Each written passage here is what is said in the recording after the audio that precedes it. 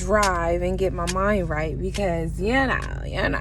But anyways, I just wanted to come back with a part 2 about, the weight loss journey. And like I said, it's not always about the weight loss. And I know y'all want the wham bam and, what did I do as far as the eating right and, all of that good stuff, which we will get to in the part 3. But we're still talking about the mental, the internal healing, So I just wanted to come back and tell y'all a couple of things that helped me, with the longevity of it. You want the results that stick. So the first thing that I would say that you guys should start with is accepting your shit. Sometimes we think that we accepted the things that we've been through, and half the time we haven't really accepted it. We just suppressed it so low in our system. It's just like, we just tell ourselves that we really don't give a fuck when we actually do. It's just like we put so many walls up to where we really don't feel it, so it's really time to take some of those barriers down, take some of those walls down, and really analyze what makes you feel and what the traumas that you've been through and how does it affect the way you interact with people in your life, or how you interact with food or any addiction that you have within yourself, So once you take those barriers down, that's the starters. Taking the barriers down and accepting everything for what it is. Okay, I'm gonna say that. What else? Number 2, I would definitely say journaling, because journaling does help. It helps you release. It helps you just really see and just, like I said, analyze the things that you've been through and really cope with all of the traumas, So definitely journaling, or if you have the opportunity to talk to a person that is a part of your trauma, you can have that conversation, even if it doesn't go well, even if it doesn't go, all peachy clean, how you think it may, or how you may want it to go, because half of the time, excuse me, I'm talking too fast. Half of the time when people are a part of our triggers and they're the reason for it, half of the time they're stuck in their ways, and we have to really go about it our way and accept that certain people aren't going to change within our lives, and that's just what it is, So you can't let that hold you. You gotta be the bigger person and understand that everybody's on their own spiritual journey, and they did the best they could, for what it was. And not only in that conversation, but just in life in general, if they have caused you any trauma or pain, you just have to let it go and forgive. That may be the hardest thing. I'm telling y'all, that may be the hardest thing, I'm telling you, especially when a motherfucker did you so dirty. But you still gotta go about your life, because you don't want to hold on to no negative traumas. For what? That person may be going about their life, and life in general is still going on. So why would you hold on to something when you're just putting yourself in a mental slavery, like mental prison, So once you let that shit go and you just release and embrace everything for what it is and choose not to be the victim in your story, you gotta really rewrite the novel for yourself. And once you start taking that pen and taking your control back, reclaiming your time, okay? I love that phrase, reclaiming my time. Jasmine Sullivan, period. But you just really have to reclaim what's yours and know that this is your life, and reclaim your own mental. You can't let nobody take over your mental space. Like, they ain't paying no rent there. Fuck. So definitely journal. Definitely have a conversation. Or even if you're journaling, write a letter.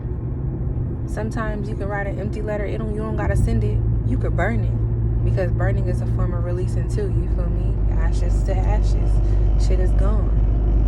Crying, like I said, you're gonna do a lot of crying during this time, but it's only gonna make you better.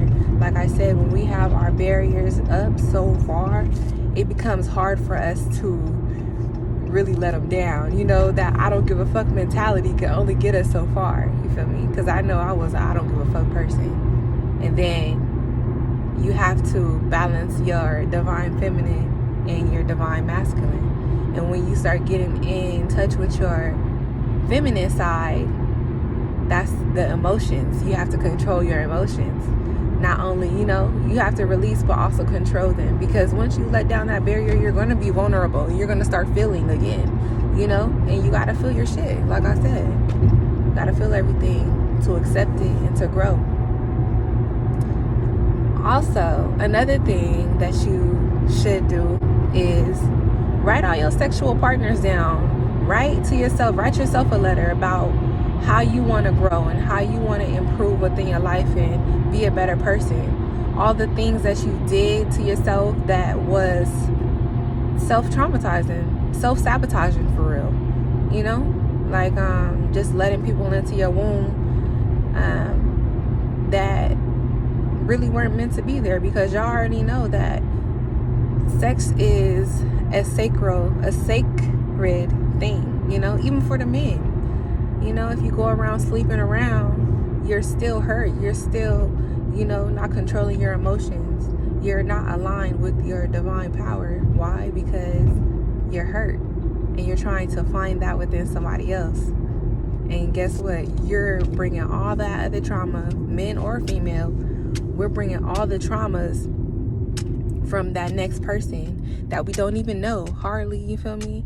And you wonder why you have depression. You wonder why you have, mental illnesses, certain cravings from, and it's all from the next person. You're wondering where it's all coming from. Anxiety is coming from the next person, if you haven't had that before. It's the soul ties. And that all comes about with the eating and the losing weight and all of that other stuff. I'm bringing all that up because it's important to cleanse your body. And like I said, we still gonna touch bases on that. Part 3, y'all. Yeah, part 3. But yes, just write out all of your partners, men or female. Write out all the things that you did to self-sabotage yourself. It could be being lazy when you knew that you were supposed to be doing this, or putting people before you, and not saying no when you really meant to say no, or you wanted to say no, just simple things like that. And understanding that you did the best you could with what you knew right then and there, and you forgive your own self for putting yourself through that. And in the letter, just write that you'll do better for yourself, and you love yourself, and you appreciate yourself, and you will always put yourself first. That's womb healing. Whether you're a man or a female, that's the root chakra. You're healing your root chakra, your sacral chakra. You feel me? And you're getting aligned with yourself. You're getting in tune. You're planting the roots firm in the ground so the tree could be stable. Eating healthy and working out, that's the leaves. That's the branches. But you want the roots to be stable, so you can have endless longevity. And I know it seems like, rhetorical and all that good stuff, but you definitely have to get in tune with your femininity, because that's controlling your emotions and knowing where the certain triggers are coming from. So I love you guys, and I will chat with you guys later. If you guys have any questions for me, definitely leave them down in the comments below. Like and subscribe. You feel me? Your girl got more to come for you guys. Part 3 is definitely coming.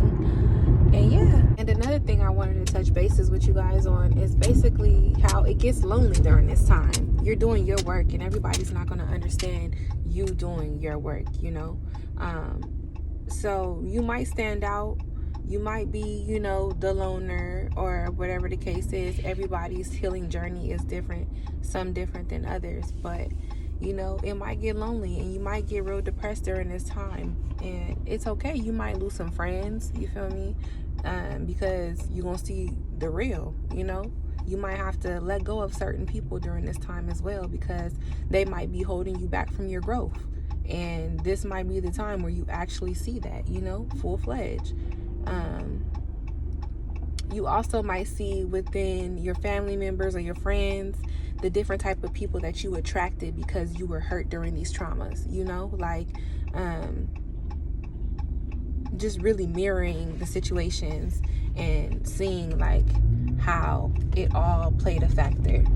And you're gonna be blown back. You might see yourself in other people, or your different negative traits. I wouldn't say negative traits, but your things that you're trying to change within yourself to better yourself. You might see those traits within other people, and you might be like, damn, that's crazy. Or like, you know, just people might be giving you underhanded compliments, different things of that sort, and people might start getting jealous of you once they start seeing your results. It's just a lot, you know, and you just have to remember to put yourself first, because you are all that matters. You know, you are the one breaking your curses for yourself and your family and whoever else you're doing it for. So again, I love you guys, and I will talk to you guys later. Much love.